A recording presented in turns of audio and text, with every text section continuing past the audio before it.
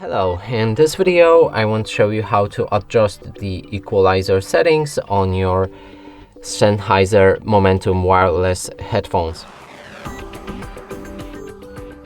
And to do this, you will need to get the Sennheiser Smart Control app on your smartphone or iPhone.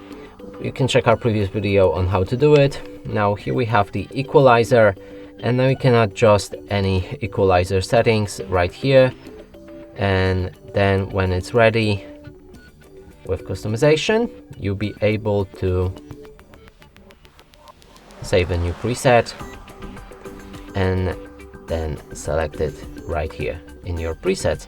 And that's it for this video. Hope you like it. Please consider subscribing to our channel, leave a like and a comment below.